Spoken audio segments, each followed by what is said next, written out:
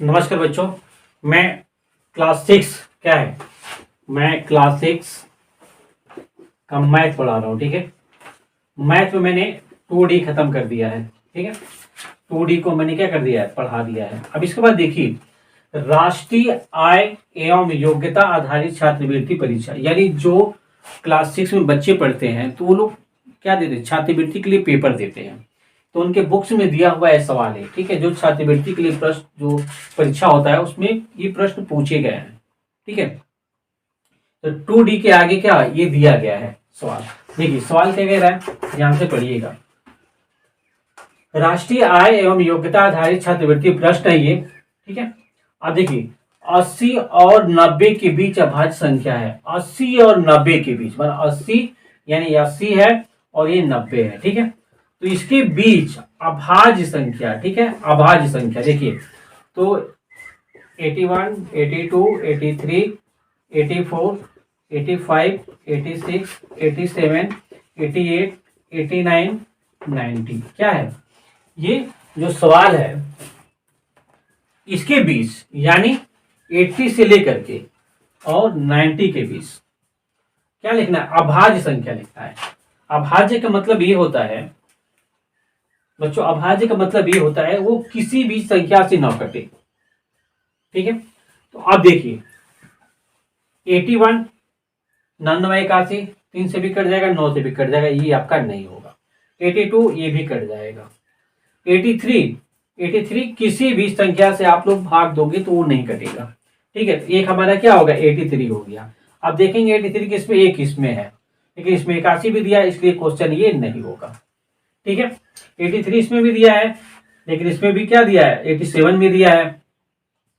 हम आगे देखते हैं, 84 कट जाएगा, 85 कट जाएगा, 86 कट जाएगा, 87 को अगर हम काटेंगे तो 3 से काटेंगे तो क्या होगा, कट जाएगा, 3 से 3 27, इसलिए ये भी नहीं होगा। ठीक है, 88 ये भी कट जाएगा।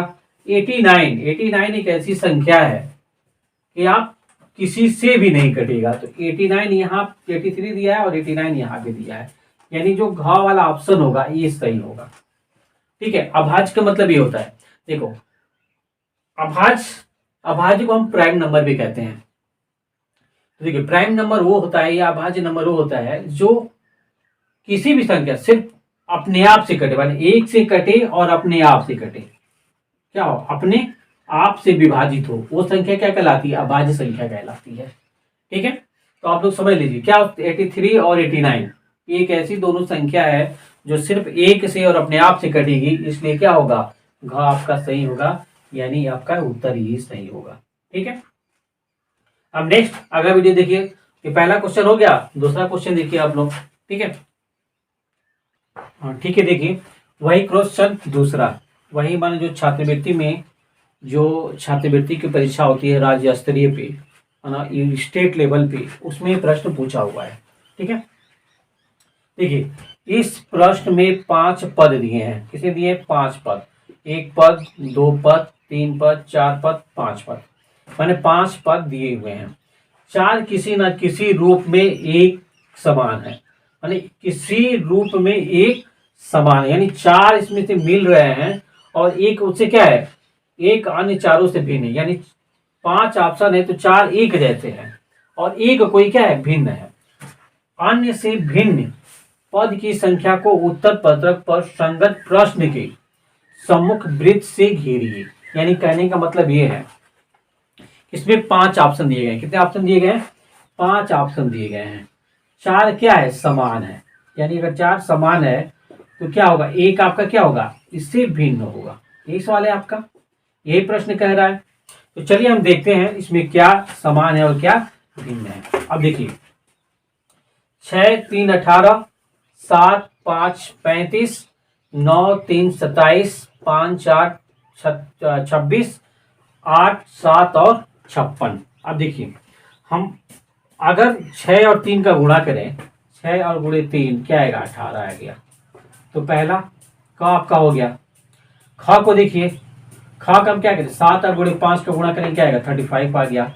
अब इन पहले दूसरे पद को गुणा करने पे तीसरा पद हमें क्या हो जाए, मिल जा रहा है। और 9 3 का गुणा करेंगे 9 में, 9 और 3 का गुणा करेंगे क्या आएगा, 27 आएगा। ये भी उसके ही जैसा है पहले जैसे, ये भी है। घ को देखिए, घ को देखिए, 5 और 4 का गुणा करेंगे तो क्या आएगा, 20 आएगा, लेकिन क्या दिया है, 26 दिया है।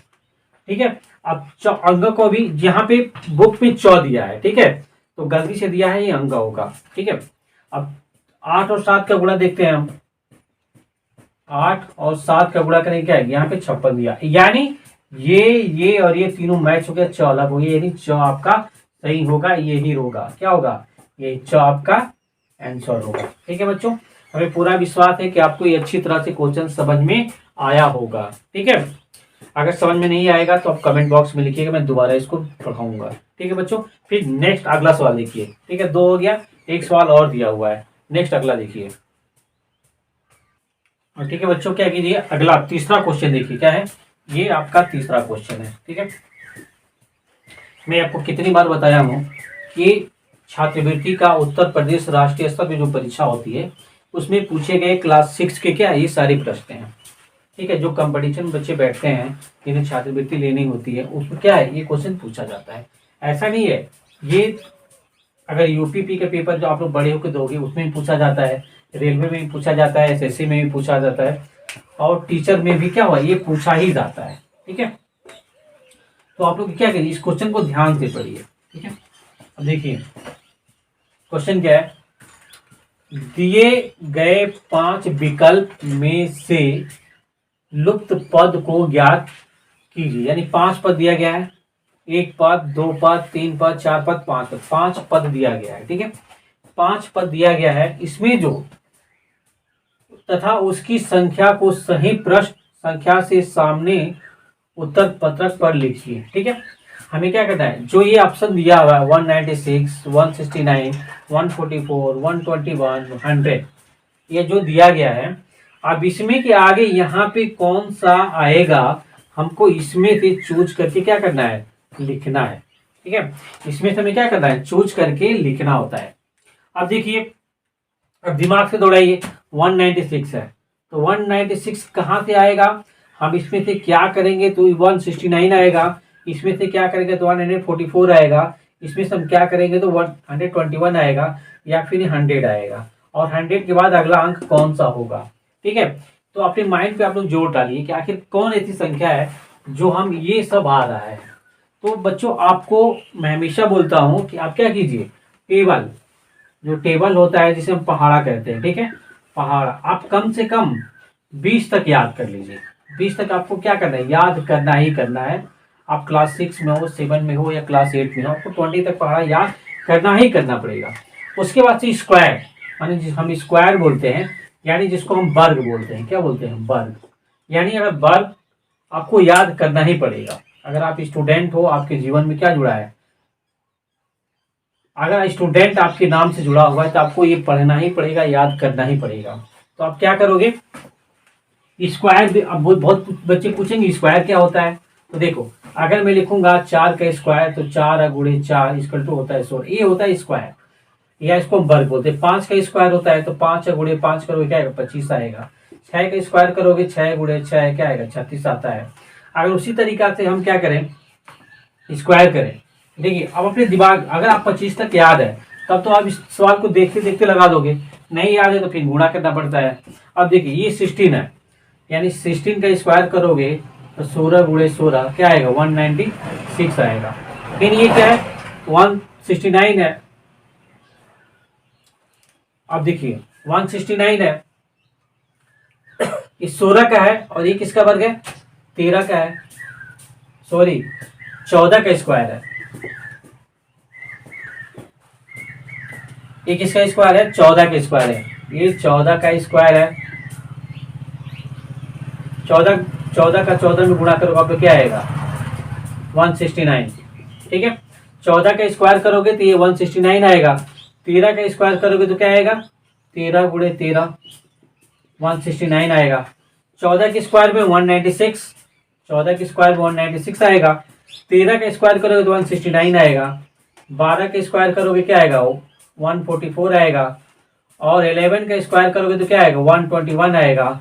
10 का स्क्वायर करोगे आप लोग तो क्या आएगा, 100 आएगा। और 9 का स्क्वायर करोगे तो क्या आएगा, 81 आएगा। यानी कहने का मतलब यही मैं 15 का स्क्वायर करूं, इसके ऊपर 15 का स्क्वायर करूं तो क्या आएगा, 225 आएगा। यानी 14 का स्क्वायर दिया है, 13 का स्क्वायर दिया है, 12 का दिया है, 11 का दिया है, और अगला 10 का स्क्वायर नहीं दिया है। क्या है, सॉरी 10 का स्क्वायर दिया है, 10 का भी दिया है, 9 का स्क्वायर नहीं दिया हुआ है। ठीक है, तो हम यहाँ पे क्या भरेंगे, इस खाने में हम 81 भरेंगे, इस खाने में 81 भरेंगे। ऑप्शन कौन सा है, गौ है, ये आपका ऑप्शन सही है, गौ। यानी उत्तर आपका क्या होगा, गौ होगा। ठीक है बच्चों, तो मैंने क्लास 6 का 2D पढ़ा दिया। ये जो आपका कंपटीशन में जो छात्रवृत्ति वाला कंपटीशन होता है उसमें पूछे गए प्रश्नों को पढ़ा दिया। बच्चों ये मेरा नया चैनल, इसे सब्सक्राइब आप जरूर करोगे। ठीक है, thanks for watching. Next video में कल परसों में जरूर डाल दूंगा।